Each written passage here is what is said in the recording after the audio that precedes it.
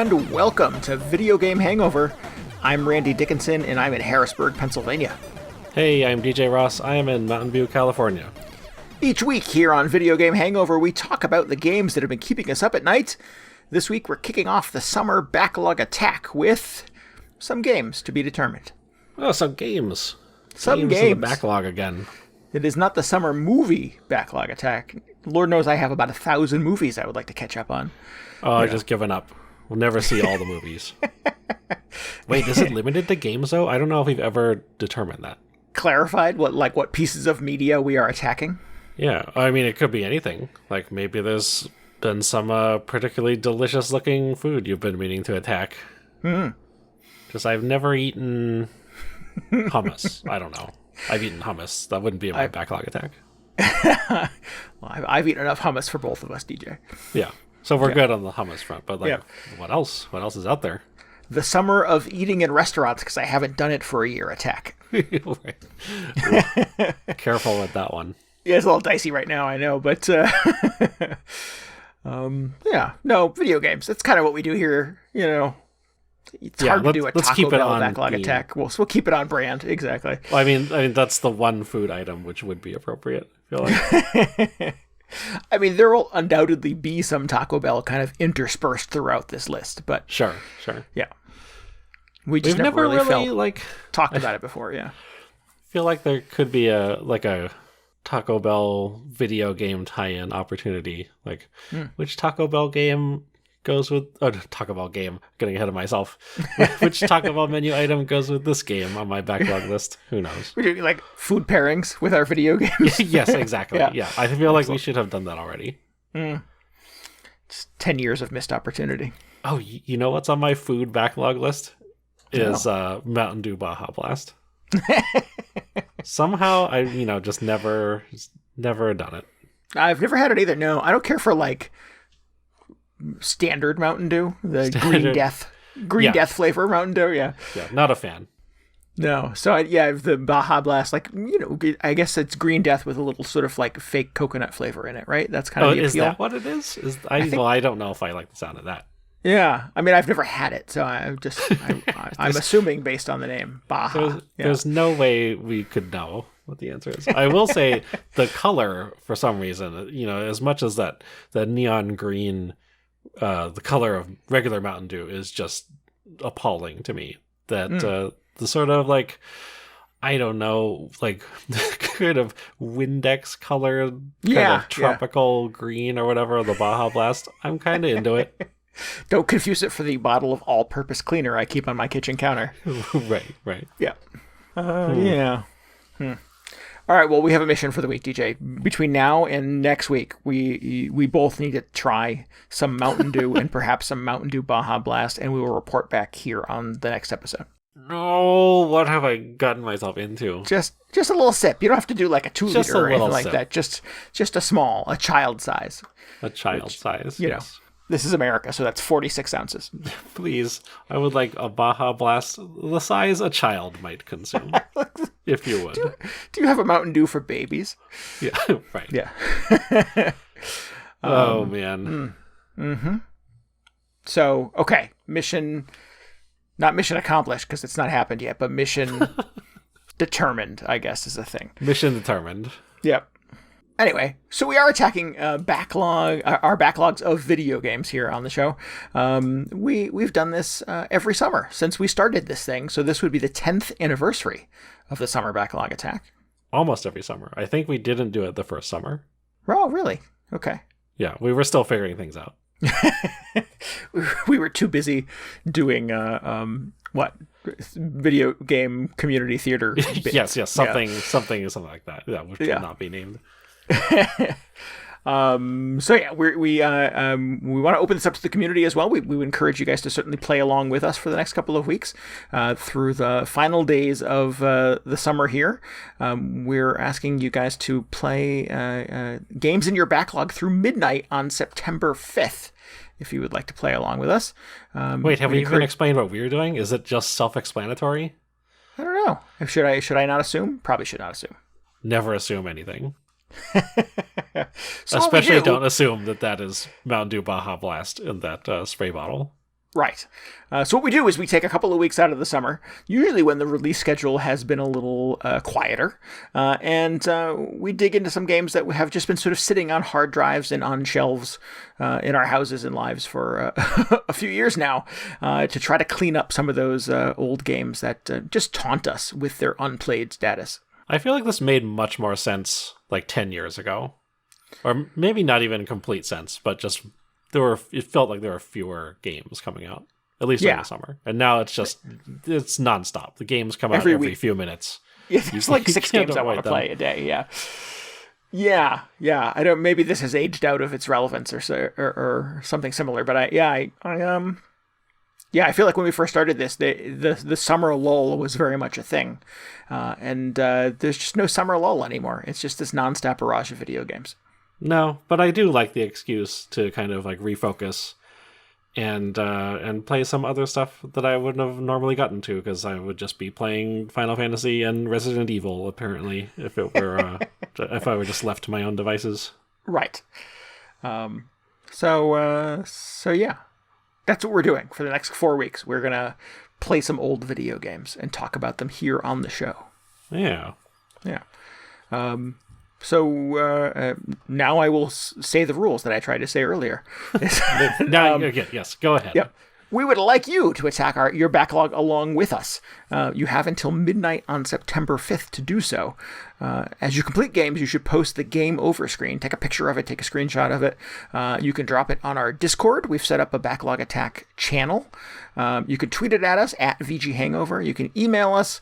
You can get a link to that on our website. Or any other way, any other sort of, means of communication you can find, any channel you can get to that has a direct line to DJ and I, by all means. Drop your game over screen in that, along with your 10-word review of the game. Because it's the 10th Backlog Attack.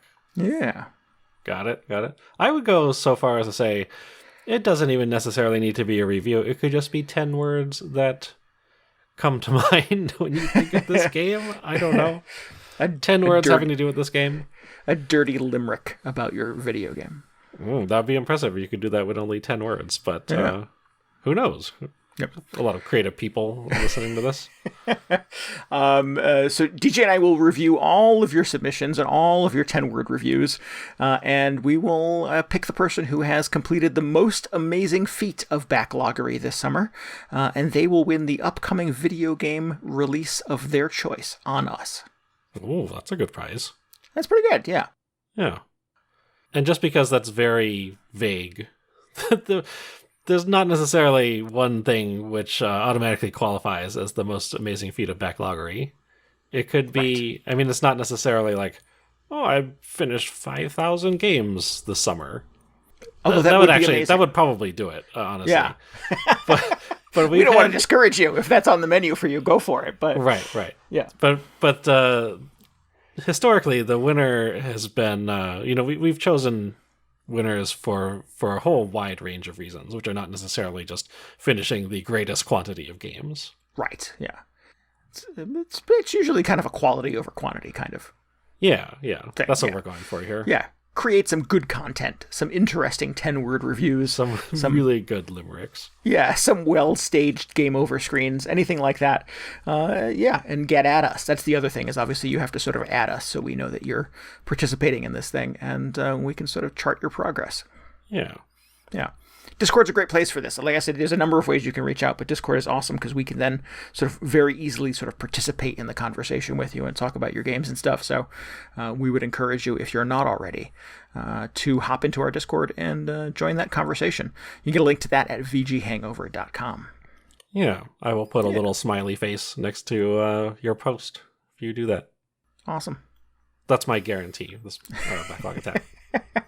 That's DJ's level of social media engagement. Yeah, it's about all I can handle.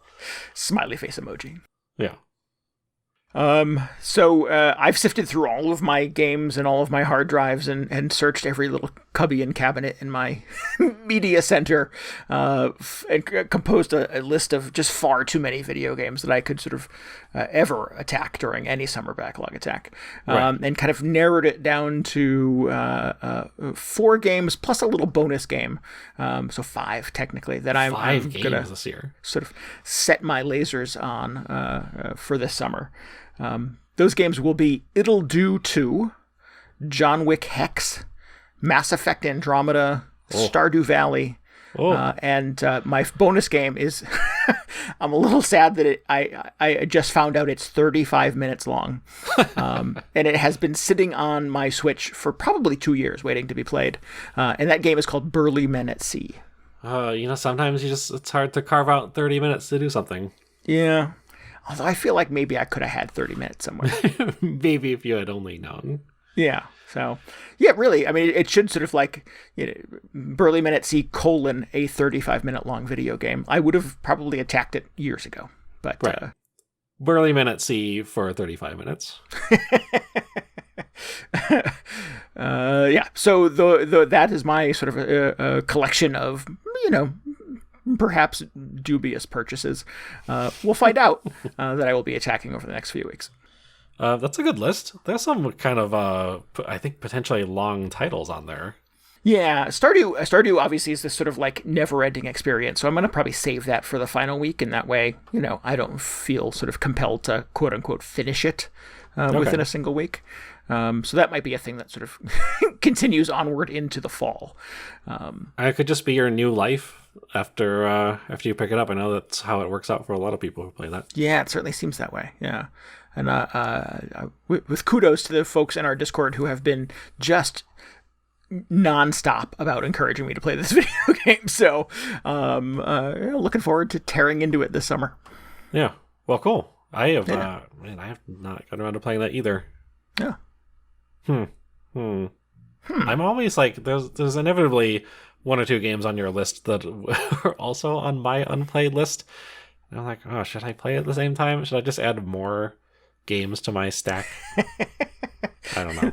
That is the downside of this, is that, we'll do the backlog attack and you'll talk about some cool game where I'm like, I've never heard of that. Maybe I should buy it as well. And then it's on my backlog.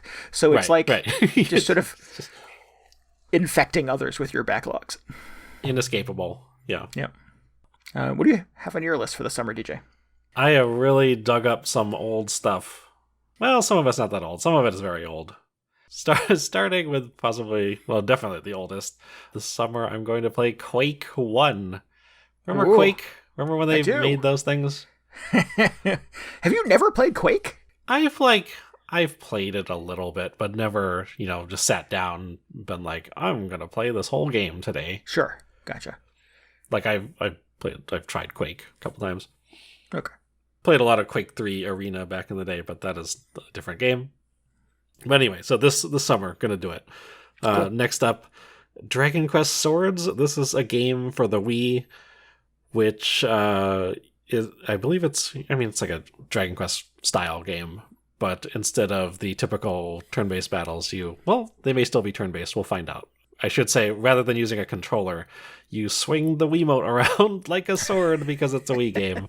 So I'm expecting that to be a lot of fun and potentially exhausting. I've never heard of that. That's an interesting pull.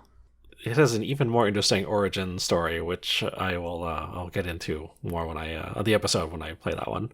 Excellent. Next is Mega Man Zero, which is a Game Boy Advance game. I'm like 90% sure that this is going to be what I play. I was thinking about it because I've never played this, and I like Mega Man games, but I was just thinking, like, do people still care about Mega Man? I don't remember the last time he was around. I mean, I know he had a game a couple years ago, but it just seems like I don't hear much about Mega Man these days. Yeah. So I've penciled that in. I'd like to play it, but if another game pops out of my backlog that seems more interesting, I may just do a last-minute substitution. Okay. We'll allow it. And then finally, sort of in line with you wrapping up with Stardew Valley, I am going to close out with Hollow Knight, which is... I was going to say it's like fairly recent, but it may as well be like 10 years old at this point. Who knows? A game that I've heard is possibly the best Metroidvania-style game. Seems like quite a claim. But that's what I'm going to get to the bottom of this summer. I'm going to find out what the deal is with this game. Interesting. I have that sitting on a hard drive, I think on my PS4 as well. I've played... Yeah, you love that game. An hour or so of it, and died frequently and never went back to it. So, yeah, it's beautiful. It's a gorgeous game. I'm just not equipped to play a game with that level of frustration. So, yeah, I'm a little concerned. I'm just wondering, like, is this going to be annoying to play? Am I going to enjoy this? But we will find out. We will find out, exactly. I'm curious to find out. Yeah. Cool. So, I'm starting with Ittle Dew 2. Oh, you're starting with it? Yes. This is one of the ones I had on my list. Did you already play this? I've played quite a bit of it. Yeah, I've not finished it, unfortunately, despite it. Which howlongtobeat.com saying it's only, I think, 6 to 8 hours long. That's a pretty big window. And I'm still kind of wandering around. This is... I think one of my number one complaints about my experience with the game so far is it's not very good at sort of telling you what to do next. So I find myself just sort of wandering in circles. It's from the top. This is a little indie adventure game. It is a sequel, obviously, to Ittle Dew. And I think I get the impression just from what I read about it that it's less of kind of a sequel and more of like a pretty significant expansion on a pretty humble original game. Interesting. I don't necessarily get the vibe from what I've read, and I've not played the first one, that it's sort of a direct conclusion to Ittle Dew. More of like a reimagining and expansion of that game. So I guess that was a pretty sort of humble indie venture. And Ittle Dew 2 is pretty significantly sort of expanded with a lot more kind of places to explore, additional dungeons to get into, and stuff like that. So this is not one of those scenarios where I feel like, oh, geez, I really should have played the first one before I got to the second one, because it feels like sort of the second one kind of includes the first one and then some. Oh, interesting. Yeah. I forgot how I heard about this, but that was kind of my impression when I looked at the first one. I was like, oh, the second one looks like a huge improvement over this other one. I feel like I could, like, even I can just skip directly to Ittle Dew 2. Feel no obligation towards playing the first one, except maybe later if I'm very curious. Also, I think it's worth noting that it's not Ittle Dew as in, like, it will do. It's like Little Dew, D-E-W. But right. It's Ittle Dew. I don't really like. Maybe you can maybe you can explain what exactly that means. Sure. Your character's name is Ittle, Ittle, is your main character's name. I'm not sure where the Dew comes in, but I should have played the first one.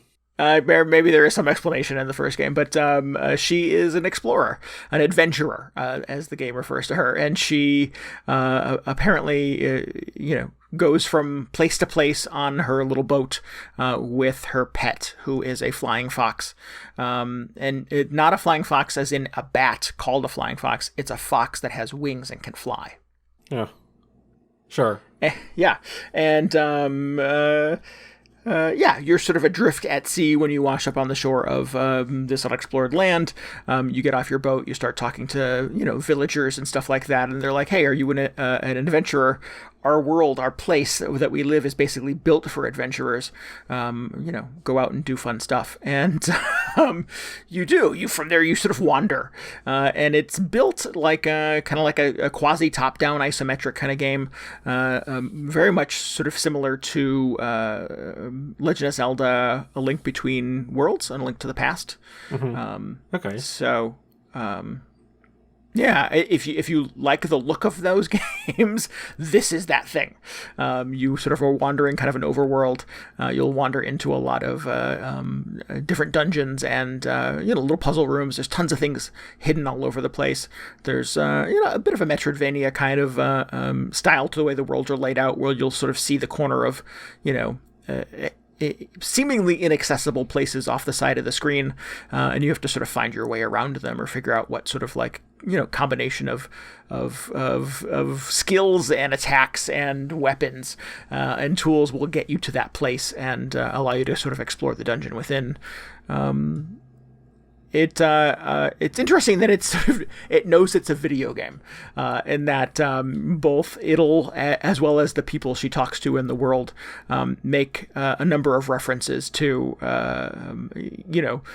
sort of an acknowledgement that they're like in a game, and kind of breaking down that fourth wall a little bit and talking about saying things to you like, if you if you don't touch the checkpoint, you'll come back and you'll have to do over this place, so make sure you do this, and little sort of coy references like that where they sort of winkingly acknowledge that they're in a video game, they're characters in a video game, and they're breaking that fourth wall. But nothing as overt as like, we're in a video game. They're just sort of voicing like the tutorial to you.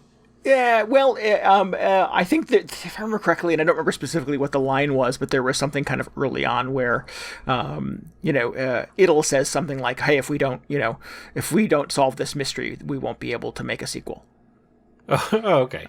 Yeah, so there's I could be sort of botching that line a little bit. It was a reference sort of similar to that, though, that you're trying to sort of find these 8 dungeons throughout the world, and all 8 of those dungeons have a part to a boat that will allow you to sort of sail on to the next island to adventure on. And if you don't build the boat, there won't be a sequel to this video game. So, no, it is a pretty sort of patent acknowledge that they know they're in a video game. It's not just sort of them voicing tutorials to you. Okay. Yeah. I forget what game it was that has this line or something similar, but one of the characters tells you, go up to the sign and push the B button to read it or something along those lines. And they're like, oh, I don't know what what that means, but it sounded helpful, so I thought I'd tell you. Yeah. No, this is... no one here is that confused about sort of the nature of their world. They know they're in a game. Okay, interesting. Yeah. So there's a lot of stuff like that. There's a lot of sort of very funny kind of jokey kind of writing at the expense of video game kind of in jokes in that way. But it's a lot of you kind of wandering from screen to screen, trying to find secret dungeons and hidden things, trying to, like a Zelda game, sort of, get more hearts so that you can explore further, get cool new tools that allow you to unlock doors and get across chasms and, vanquish certain enemies that you wouldn't otherwise have the ability to defeat. So again, there's a very similar structure to those old top-down kind of Zelda games where you need specific tools to get through doors and stuff like that. It's and therein sort of lies the frustration, is that the entire map is sort of initially available to you. It doesn't sort of appear on your map until you start exploring it, very much like a Metroidvania game. But you can wander anywhere as long as you can sort of stay alive. And there's no kind of gating like, wandering into an area where it's like, some of these enemies are a little tougher than you're accustomed to. You might want to come back when you have a shield. Like, there's nothing that sort of like warns you to that. So you just kind of wander in stupidly. Yeah. And you figure it out by, taking 1 or 2 attacks from a monster that comes on a little too aggressively and realizing you're not equipped to defeat them. And you have to sort of wander back with your tail between your legs, or, restart at a checkpoint because you died. And maybe wander in a different direction and see if that is the direction you're supposed to go. That's sort of the next dungeon you're supposed to attack. The game does tell you at one point that, any sort of bonus dungeons you find can all be solved by just using a wooden stick, your sort of most humble starter weapon that you have in the video game. But the rest of the dungeons, all bets are off. So you may find yourself sort of wandering halfway through this really long, kind of multi-screen long dungeon and seeing a sign that says you might want to come back when you have this magical ice ring or whatever. And that's a little annoying. That's a little bit frustrating. Is it like in Zelda where you, like, that ice ring is somewhere within that dungeon, or you're expected to have brought it from elsewhere? Not always. I have not found them to be sort of that elegantly placed.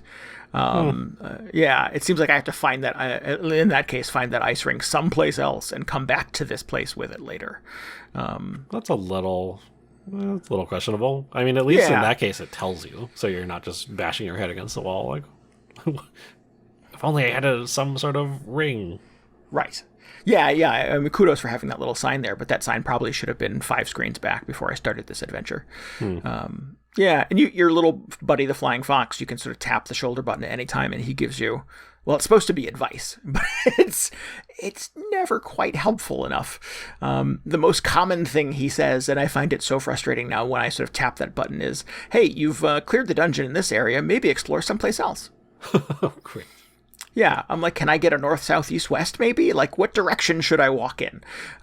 Where is technically dungeon 3 or 4? So I can sort of, attack these in a very sort of specific order that the game probably clearly has in mind. So it's a little, I don't know, unless I'm missing something buried somewhere, a little frustrating that those things are not sort of more clearly spelled out. Well, it just sounds like an old school Zelda game to me. Yeah. I know different people have different tolerances for how much just unguided exploration they're willing to put up with. But what was the last game I played like this? It might have been Link's Awakening, actually, where I thought it was kind of refreshing that you weren't just led around and told where to go next. Yeah. Oh, it's funny that you mentioned that because it sort of feels like, my initial review of the remake of Link's Awakening, I think I ran into a very similar frustration as that. I keep wandering around and I don't know where to go or how things are sort of connected to each other. Mm-hmm. I think I wanted that game to be just a little more kind of overt in like, hey, you might want to go here next. And it did have a bit of a sort of hint system kind of built into it, much like this game does. But it just, was not really sort of clear enough for where I was at. When I went back to it, I think a year and a half, 2 years later, I think I had a much better time with it. I still had to consult a guide quite a bit, and that's what I've ultimately done with Ittle Dew too. Is I'm like, what dungeon should I go to next in Ittle Dew 2? And Google will tell me. I've seen this come up so much recently. Just like, I know like the new Metroid's coming out this year, so that's gotten a lot of people going back and revisiting older Metroid games. And generally, I like Super Metroid is considered to be the best Metroid, but I've read a lot of reactions to people playing it where they're like, yeah, this is good, but nobody ever tells you where to go. And I'm just like shaking my head like, that's the whole point of those old Metroid games, right? It's like you're lost in an alien planet. And it was super jarring to me, at least, when it was probably Metroid Fusion came out. And they just straight up told you, like, oh, you've beat that boss. Here's where to go. Here's the exact square on your map where you need to go next. I'm like, this is very different. I don't know about this. But it's been funny seeing that reaction, like everybody just bouncing off Super Metroid like this, because it's not just signposted where the next area is. We've all been broken by generations of video games that are so deathly afraid that you'll quit playing them that they are really pretty overt at sort of telling you where to go next and what to do and who to talk to and all that stuff. And I think maybe I'm a little underprepared sometimes for video games like Ittle Dew or like Metroid or like Link's Awakening that don't, spell those things out for me in very clear language. Yeah. At least there's somewhat of a hint system. Yeah, a little bit. And, the internet is always there, obviously, to help. But, sure. I generally consider myself to be sort of a smart person who is good at sort of collecting clues in video games. And I think developers obviously have a responsibility to sort of sprinkle in something, if it's not overt, at least some sort of, direction or, like you said, signposting to kind of indicate, at the very least, a sort of a general area you should be walking in the direction of. And I don't feel like there's any of that in Ittle Dew. It really is just this big map that you're just supposed to sort of wander and hopefully don't die as you're trying to sort of piece together where are these 8 dungeons with the parts that I need for my boat. You never run into like townspeople who give you this incredibly vague clue, like maybe there's something in the desert or, something along those lines. Sometimes a little bit, yeah. There are the game is sort of peopled by villagers and stuff like that who always say sort of like cute, funny kind of little things to you, and sometimes it's hard to sort of sift through and figure out like what's the clue and what's them just sort of being jokey. It's probably a little something in between. But yeah, you do get sort of like oh, hey, you'll find a house in the middle of a field with a rock outside. If you tap the rock with your stick, a portal will open up. And so then, like in my brain, mental checklist, I must find a house with a field and a rock. and yeah, anytime I find a field, I'm like, is this the one? So it's good at sort of, peppering the game. And Link's Awakening, that's very similar to Link's Awakening structure, where you'll get like a weird little clue, a witch will cackle something at you at a hut, and then 6 hours later, that information is relevant. So yeah, I'm still sort of piecing those things together in Ittle Dew too. The good news is that it's fairly compact in that, you're not wandering for hours trying to do these things. And the game is a pretty finite experience. Like I said, only 6 to 8 hours. I've got to be near the end of this thing. I think I've got 6 of the 8 boat parts. So not too much left to explore, but I keep finding things that are sort of like, you found a secret scroll. This will open up an additional bonus dungeon for you on the map. I'm like, I don't need more dungeons. I've had enough dungeons. It'll do. I just want a bonus dungeon. That sounds like something you want to check out. I'm trying to finish games here. I just want to stay on my main path, please. Fair. But it's cute. It definitely it makes me sort of reminiscent for A Link Between Worlds and A Link to the Past, because I love both of those games. I played both of them in fairly sort of recent order of each other, and had this moment kind of coming out of playing both of them where I was like, they should make more video games like these. And here's one. They did apparently make more games like that. Yeah. So it definitely makes me wistful for A Link Between Worlds. Okay, excellent. Yeah. That was kind of the impression I got just from screenshots, because some games will just have this unmistakably like Link to the Past look to them. Like it's usually the way they draw the trees. I'm just like, that is a Link to the Past tree. Like they didn't even bother trying to disguise it. But that's just a signal for me where I'm like, well, I should play this game. I'm gonna go check this out. So I think that's how it ended up on my list. Probably just the trees. Yeah, I hope that with sort of, kind of Nintendo moving into the, they've moved, they're not moving into, into the Switch, into the home console that sort of also occasionally doubles as a portable if you choose to consume it that way, that they don't sort of lose track of kind of building more, humble kind of Zelda experiences. Not everything has to be Breath of the Wild 2, 3, and 4.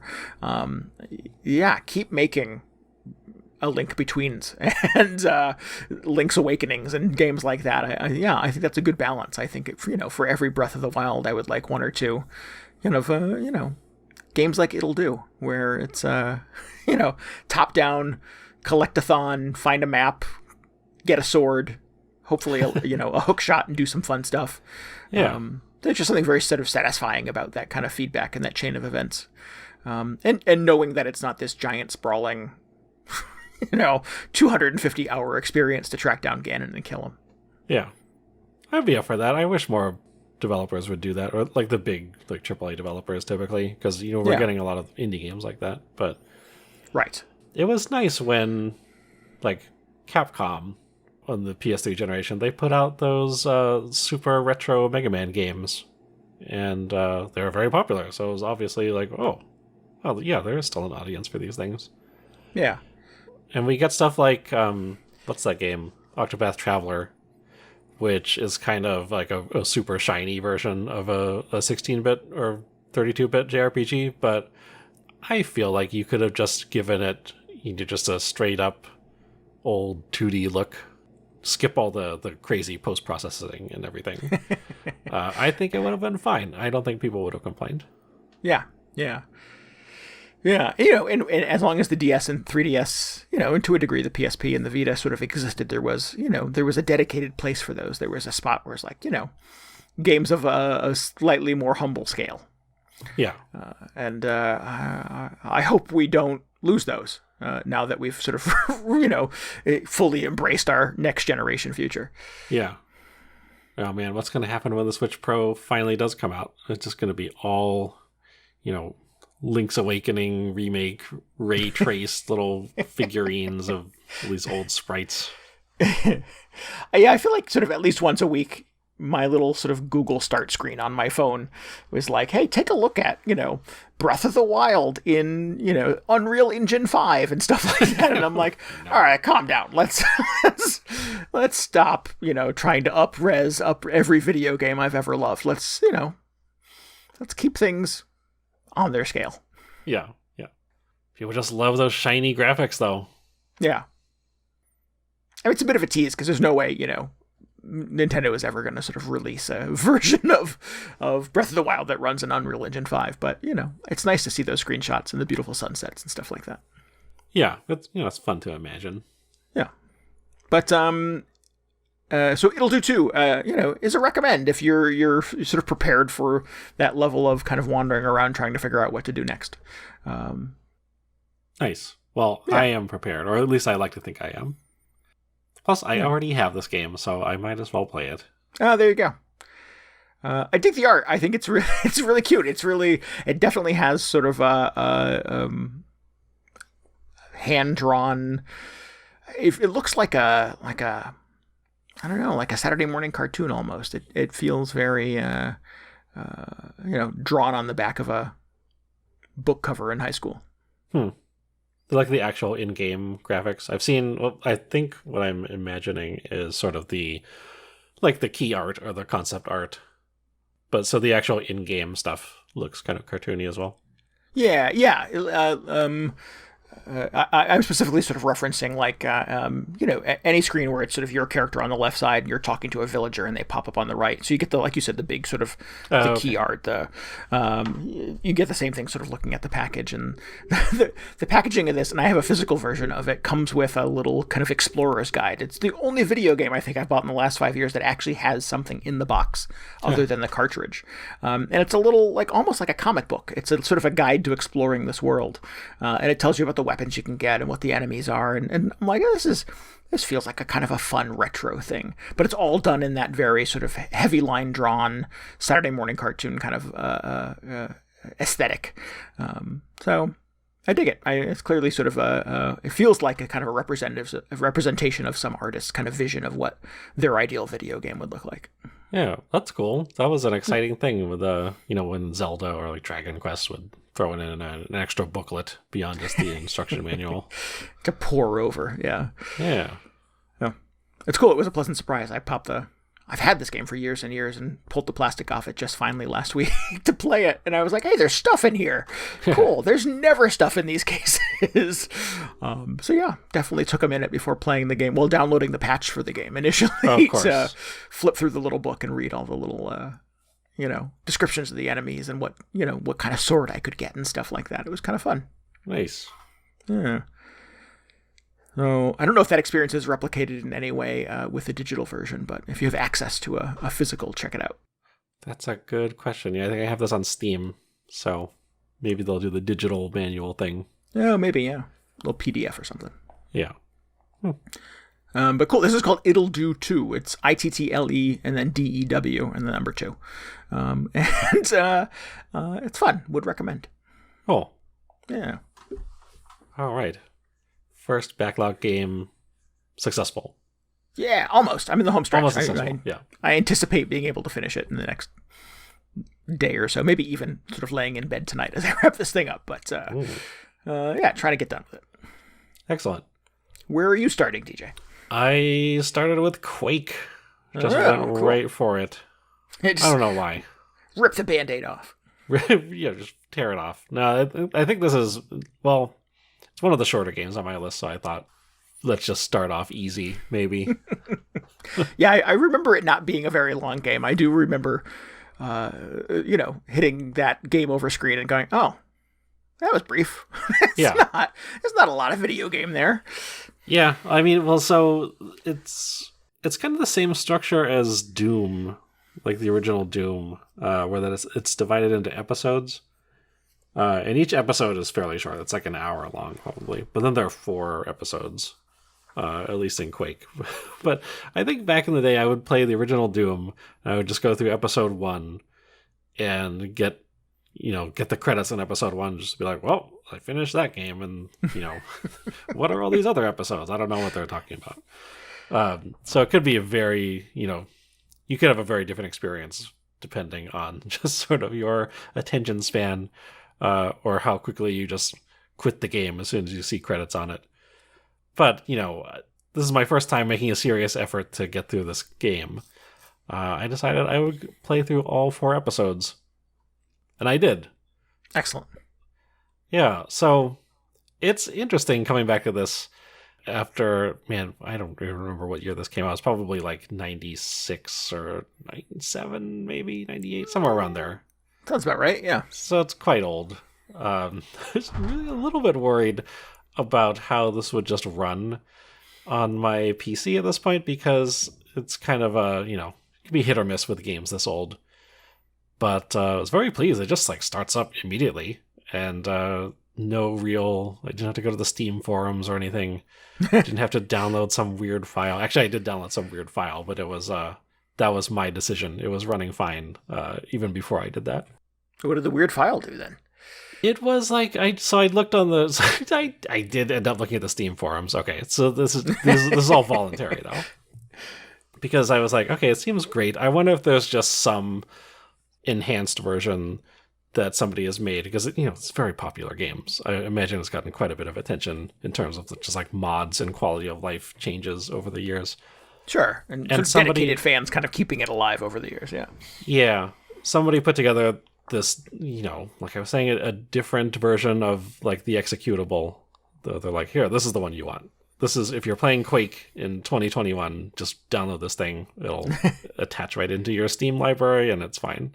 So nice. I did that, and they were right. It was fine. And I couldn't tell you, not having played it 20 years ago, what was different about it, but it was good. So no issues with it. It did not cause any serious sort of mechanical issues with your computer. Yeah. Good. I did notice one difference about it, and I'll get into that in a minute. But it is an experience going back and playing a first-person shooter like this. There weren't that many first-person shooters out at the time. Or maybe by the time Quake came out, maybe there were more than I'm imagining. But I still picture Quake as being kind of in that first wave of first-person shooters where people were just like, oh man, what is this kind of game? But this is weird and different. Well, I think it's so, in my brain, it's so connected to Doom that it feels like they're kind of of the same era. And I mean, Quake is a fair number of years after. Yeah.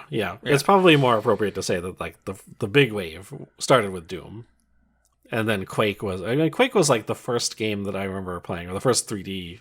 The first first-person shooter. That's awkward. That was in actual 3D, so it didn't have all the sprites and just weird 2D mapping that Doom had, but it was full 3D. The enemies were modeled in 3D, and you could there were ramps you could go up and down. The level design is so much more complicated than Doom, at least sort of from a verticality standpoint. Mm-hmm. And also it's so fast compared to playing a modern first-person shooter, where I feel like a lot of the experience these days is putting you in the middle of some action movie. So a lot of things, the pacing tends to be much more sort of realistic. You move like a regular human would move. But no, in this, you are just a Quake character, so you're sprinting around all the time. And this is something I thought was hilarious, because in the menus, there is the option to automatically run just all the time. And that was off by default. So I was just like, oh, wow, this is walking? This is already twice as fast as any first-person shooter character from the last 5 or 10 years. So there's a setting you can just make it even faster if you want. And I was just like, all right, let's just go for it. Give me the true Quake experience. I imagine people played with this on. So I turned that on, and it was fine. The thing that weird the different executable I downloaded allows you to do is if you have auto run or always run on, you can hold down what is normally the run key, and you just go back to regular walking speed. Oh. Which is still very fast. But it did come in handy because there are some platforming sections where I was like, okay, I need to, just calm down a little bit so I don't just fall into the water every single time. You don't want to be moving at light speed to be able to check those. Yeah. But once I sort of adjusted to just the weird, just old school FPS movement, it's really good. It's super fun. It's very fast, not just in terms of movement, but in the ways that like you get attacked by enemies. It's pretty quick to just like blast through them, so you're not like, there are not a whole lot of sort of bullet sponge enemies. You don't spend a lot of time hiding behind cover. It feels very aggressive.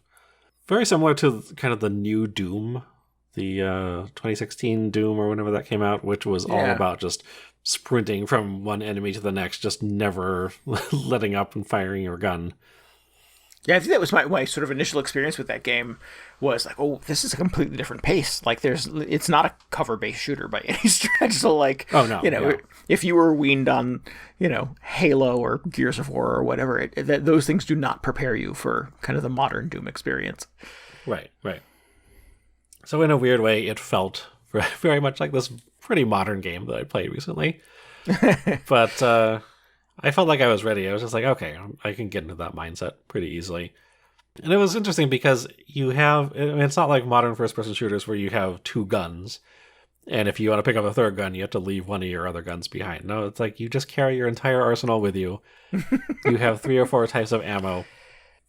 And the way it gives ammo to you, or the way like it's scattered around the level, also reminded me very much of the new Doom, because it just felt like you just kind of have permission to just use up whatever ammo or whatever the ammo that goes with whatever gun you just happen to pick up most recently. So, you start with a shotgun and eventually move on to the nail gun, and then you get grenades and rockets. And it just felt like, I'm going to use the nail gun for a while, and when I run out of ammo for that, I've been picking up all these shotgun shells, so I'll just switch to that, and by the time I'm done with those, I'll probably have picked up some more nails, so it'll just, go in an endless loop. It didn't feel like, in a lot of other first-person shooters, I feel like I end up trying to conserve ammo for specific occasions, but in this one, it just felt like, no, just ran out of ammo, just use your other gun for a while, and, by the time you're out of that, problem will have solved itself, so that was kind of nice. Excellent. I kind of expected this, but at the same time, it was, I guess, refreshing at how different the level design is in this game compared to modern first-person shooters, because it's not so much a corridor as it is just a big round maze in every level. And like other older first-person shooters like Doom, especially, you find a lot of locked doors that you need to go find the corresponding key to. So a lot of the time, you're doing a lot of backtracking. You're not just sprinting from one obstacle or not one objective to the next, which I liked. It's kind of something that, I guess it goes in line with like playing an old Zelda game and not knowing exactly where to go, where you kind of have an idea, but then you need to obviously explore somewhere else within the maze to get the key you need. Right. But it's been so long since I did something like that in a first-person shooter, aside from, I guess, the new Doom, where I was just like, oh, this is fun. It's not just a breakneck game of getting to the end immediately. It's you get to kind of explore around a bit, which I always appreciate. Cool. It's been a very long time since I played this game, and I've talked about sort of how I got to Quake in the past is through 9 Inch Nails. Trent Reznor, obviously from 9 Inch Nails, did the soundtrack to this game, and when you bought it back in the day, it was a CD you could put in your CD player in your car and listen to the soundtrack to Quake as audio tracks. But if you also took that disc and put it in a computer, the video game was it felt like this very cool thing that I didn't even sort of know people could do at the time. Yeah. So I didn't have a lot of experience sort of playing video games like this. I had certainly not, played a lot of Doom or anything like that in my youth, and had to sort of be explained who, John Carmack was and what his connection to 9 Inch Nails was. And, sure. You get the nail gun and all the little ammo boxes have the little NIN logo on them. Yeah. And I'm like, oh, this game it's like 9 Inch Nails, the video game. So for me in 1996, that was a very cool thing. Yeah. So I didn't, have this history of video games to sort of compare it to. So, I didn't know what was unique about it or if it moved faster than other video games. So as you say these things now, it's this very sort of like, oh yeah, I guess you're right. Oh yeah. Like through the filter of me having since then played 30 years of more video games. Right. It's just interesting to sort of revisit it through you. Yeah. I don't know if this has come out on any of like, if they've done like a repackaging of it, like for the Switch or PS4 or something. Like I just had this copy on Steam sitting around forever, and I just assumed it would run because a lot of older games tend to run on Steam. But my point is, I think they could put it out on Switch or something, and it would be fine. I think it's still very playable. Yeah, it's weird that sort of like all this effort has gone into kind of modernizing and revisiting Doom, and the new Doom games, the modern Doom games are very well regarded. People, you specifically, really like that game. Yeah. And I guess I'm a little surprised that Quake has not gotten the same treatment. Like they've not gone back and like done, Quake 2021. I think there was like an online version of like Quake Champions or something that sounds like it might have been a thing, but I don't know. I just didn't get into it for whatever reason. Still a pretty good game. I think people could still get into this. Yeah. I was going to say the only thing that really jumped out at me as potentially like being too dated was towards the end of the first episode, which is like 6 or 7 missions long. I just got jumped by this huge boss, or not really a boss, but just like a very strong enemy showed up that I hadn't seen before. And it just killed me. And I was like, oh, what happens now? Because I don't think I had died up to that point. And it just kicked me back to the beginning of that mission. So I was like, oh man, that was a long time ago. Was not really expecting that. I mean, I was kind of expecting that, but that just kind of confirmed it. So I thought, oh man, that's pretty harsh. I don't know if I like that. Just getting kicked all the way back to the start of the level, you only getting 1 life and like no checkpoints really. Yeah. But then what I realized, I was like, oh, it's like a PC game. You can just save anywhere. And I had not been doing that. So immediately I was just like, okay, I gotta just remind myself there's no autosave or quick save or anything. Just make a new save file every 30 seconds or so, or whatever I'm feeling generally good about how I'm doing. And then from there on, it just turned into like tons and tons of save scumming. But it was good. I'm glad it did not. It was not the 1 life per mission kind of deal. Does it not have sort of the pacing of a modern video game where there's a big set of double doors and ammo boxes and a health pickup on the outside? And you're like, oh, there's going to be somebody really killer inside that door. Oh, so yeah. Well, it absolutely has that. And that was that feels like such a Doom thing to me. It was a very fun thing to see that again, because like you're saying, you run into a new room and in the middle of the room, there's like a dais with a shotgun right in the center. And you're just like, ooh, I guess I get the shotgun now. But then like, this is probably just because I played, Doom or any other first person shooter. I'm just like, well, probably not going to be not great things are going to happen if I go and pick up that shotgun. So you just kind of mentally prepare yourself for it. And yeah, it happens a lot. You get ambushed immediately after getting out these health pickups and new weapons and things. But that felt like such a fun Doom callback to me. In fact, they do a really good job actually of just sort of building suspense in this game. I think one of the notable things about it is that it had, since it's in 3D, it has a very primitive like lighting system or lighting engine. So you notice that if you fire a rocket down a corridor, it kind of illuminates the corridor in a level of fidelity which is like pretty laughable if you just see it these days, where you're just like, I can see how that would have been impressive 20 years ago. Right. But now it just looks kind of silly. But as a result, you get all these cool situations where there will be shadows in one corner of the room, and they love to hide monsters in the shadows there. And you literally it just looks like pitch black. Like you have no idea that the monster is there, other than it is an incredibly conspicuous place for them to hide a monster. So you're just like, okay, I see what's going on. But at the same time, it really reminded me that, like, man, back in the day, these games were kind of scary. Like monsters would just jump out at you, or maybe you wouldn't hear one approach from behind and you turn around and there was just a huge demon like immediately behind you, and it was kind of terrifying. So despite not really being a traditional horror game, it definitely had its share of jump scares, which was like, oh man, I forgot that games used to be like this. It was wild. Yeah. I think again, sort of looking back on these things, it felt like sort of Doom. I mean, the conceit of Doom is dark, right? It's what is it, like a portal to hell on Mars kind of thing, and it's releasing demons, and you alone are a soldier who can stop them. But the presentation is goofy. It's not sort of scary in presentation. Right. So Quake sort of felt like they had arrived at a time where they could sort of make kind of that scenario as scary as it should be, right? So that's definitely true. Yeah, it definitely feels much more successful in that regard.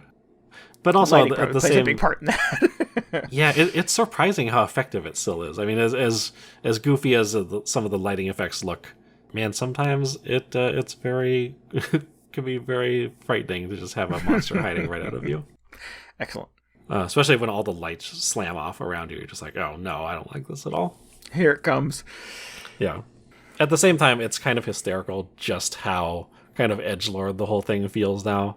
Like, especially like whenever you finish one of the episodes, you get this screen of text, which is about, it's basically like, well, you've made it one step further to defeating like the evil like hive mother or whatever. And it's just like, oh my god. I guess, it was the 90s and PC gamers, everybody was into it, so it's fine, but it's still it's a little silly. Yeah. But I love it. It like totally works with the whole atmosphere of the game, so it's great. Cool. I have to ask, obviously, as a Nine Inch Nails fan, do you appreciate the soundtrack? I was like, have you listened to the soundtrack recently?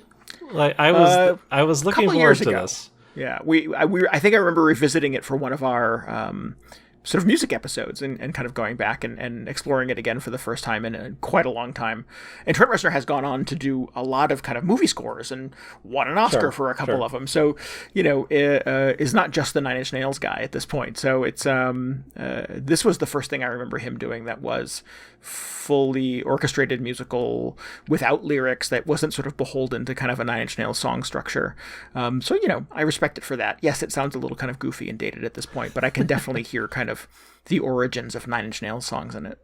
Yeah, so I was listening to it and I was, trying to, pay attention to it as I was playing the game, but it's like one song.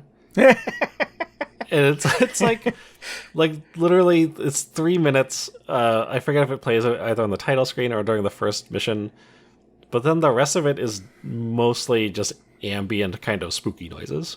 Yeah. Okay. Yeah, I'll give you that. Yeah. I mean, I don't listen to a lot of Nine Inch Nails. Maybe that's what it all sounds like. But I was listening to it. I'm just like, I'll throw this on the next time I'm running a haunted house at Halloween. Yeah. But I was just expecting there to be more like music, I mean, like what music is in there is fine. But I feel like it was probably the easiest paycheck of this guy's life. Yeah. Well, I imagine there was probably a technological limitation on that as well. I mean, there's only so much you can cram onto those discs. So, well, I mean, they had like a full hour, or I don't know how much space on the disc the game took up. Probably not that much. But I remember I was reading a little bit about it, and there was some note in there about how the tracks had to be engineered so they could just loop endlessly because they didn't know how long people were going to spend in each level. So that makes sense. Sure. I think that's how you end up with a lot of like a lot of them just sound like sort of the same spooky clips looping back to back. Yeah, the same sort of chuggy driving guitar riff. Yeah. Yeah, which is very effective. It like provides very good atmosphere for the game. But aside from the title track, I don't know if I would ever just like throw on the Quake soundtrack and like get some work done. Sure. Unless I was like burying a body or something. And interestingly enough, he did not go on. I don't know if they didn't ask him back to do the Quake 2 soundtrack or he was just too busy at that point. But apparently the Quake 2 soundtrack has a very different sort of approach to it. So I'm kind of curious. Maybe I'll play Quake 2. So I don't know. It was quick. I got through the whole thing in like 5 or 6 hours, I think. So, I mean, I would immediately go over to Quake 2 and see what that's about if I hadn't already committed to playing all these other games on the list. Cool. Well, excellent. It's just listening to you again. We're back to that example from the beginning of the show where listening to you talk about this makes me want to play it, and my backlog grows even further. Yeah, that's one of the things I liked about it is that you can do an entire mission or an entire episode. I forget which one it is. An entire episode in like an hour. So it's kind of just a fun thing, jump in, shoot some monsters or whatever, and then go back to playing. I don't know, Stardew Valley or whatever you do at that point. It's pretty bite size. Yeah. It has not, and I just did a little Google foo on this. It's not appeared on the Switch or anything like that. So there does not appear to be a lot of effort in sort of dragging it into modern consoles. So not sure why. Quake is not sort of being preserved in the way that Doom is. Well, I mean, maybe the true Quake fans only want to play it on PC or something, mouse and keyboard. It was one of the first-person shooters to have, that I think offered mouse and keyboard controls. That was something notable about it. I don't remember how I initially played it. Must have been a joystick. Wow. That's pretty old school. I thought about, so I think when it first came out, you just played first-person shooters with, the arrow keys. No mouse, so no mouse. Oh, maybe. So I feel like that's probably how people played it at first. And I gave that a try for a few minutes. But almost immediately I was just like, well, that's enough of that for me. I'm just going to go back to the mouse. We'll be fine. Yeah, I don't remember where I even played this because I certainly, in the mid '90s did not have a powerful machine to run it on. The two places I would have had access to a robust computer would have been sort of my dad's computer, stepdad's computer, and he was a big fan of he was a big airplane guy, still a big airplane guy. He's worked in the aerospace industry for years, so he likes flight simulators. So he always has a flight stick kind of controller. Oh man. So I don't know if I would have played it with that. It would have been the only controller I would have had access to in my house at that point, other than on, whatever home consoles we would have had at the time. Yeah. Yeah. Or at the library. I mean, the college library, you crazy enough could pop discs, bring your own disc from some strange place and drop it into a computer and play it. And yeah, there were not a lot of restrictions around those things at that point. But again, I don't know what controller I would have had access to in that environment either. So it might have just been, like you said, messing around with the arrow keys. Yeah. Yeah, it's crazy to think that there was an era where joystick, that's just what you use to play video games, no matter what it is. So why wouldn't you use a joystick to play Quake? Right, yeah. And his was always like an airplane throttle. It was like a big joystick. Oh, yeah. Yeah. Like Top Gun. So trying to play Quake with that would be weird. But yeah, I remember having access to that as a kid. Excellent. Wow, I'm really just tripping down memory lane here, DJ. Thank you for this. Oh, my pleasure. Yeah. So it turns out Quake is pretty good. Who knew? Hey, all right. Why would you not have played this in the 90s? I don't know. I don't know if I had a Mac back in the 90s, so I don't know if they either didn't have it on the Mac or it just wasn't up to it. Maybe I just wasn't interested in playing Quake that much. Who knows? Yeah. I was probably playing some JRPG on the TV. Off, yeah, translating something from Japanese to English so you could play it. Yeah, something like that. Cool. I'm trying to think. Like I was saying, I did play a ton of Quake the Arena, so maybe I just overlooked this one. What game are you going to tackle next? I think it's going to be Dragon Quest Swords. Going to swing my arm around and see if I can avoid breaking my TV. Excellent. Mass Effect Andromeda for me. Wow. Okay, that's quite a jump from a little 6-hour game. Just trying to, spread these things out. So yeah, a little variety of experiences here. Nice. That will be very interesting since you're not really a Mass Effect fan, right? No. I have we'll talk about it next week. Yeah. Okay. Cool. Save it for the relevant episode. Yeah. But yeah, definitely. Let's wrap this thing up then. If you need any more video game hangover in your brain, you should follow us on Twitter at twitter.com/VGHangover. And you can always get show notes and links and tell us what you thought about this episode at VGHangover.com. We would encourage you to play along with us during the summer backlog attack. Lay into your backlog over the next couple of weeks. You have until September 5th to clear some games out of your old lists. Definitely reach out to us on Discord, Twitter, email, etc. With a game over screen and a 10-word review of the game to qualify. And we're going to be giving away a cool prize for the most amazing feat of backloggery this summer. Yeah. If you need details about this, definitely hit us up on Discord or go to VGHangover.com for that stuff as well. Yeah, make sure you check out the post. There'll be something explaining all of this in great detail. Cool. We would encourage you to subscribe, rate, and review us on Apple Podcasts, Google Podcasts, Spotify, YouTube, and anywhere else you can get a podcast. And help us out by telling your friends about the show. Yeah, that really helps us spread the word, pick up some more listeners. We really appreciate it. Absolutely. Speaking of things we appreciate, thanks again to Hal Binderman for intro and outro music this week. If you want to hear more of his stuff, please head on over to heavyviper.bandcamp.com and give him a listen. Maybe buy an album or two. Feels like he should have a bagpipes only sort of side project called Heavy Piper. Heavy Piper? Well, maybe he does. Maybe type that in and see what you get. See what's... That's the risky click of the day. Yeah. All right, we'll be back next week with week 2 of our summer backlog attack. Until then, this is Randy Dickinson. This is DJ Ross. Thanks for listening to Video Game Hangover. Goodbye. Good night. See you.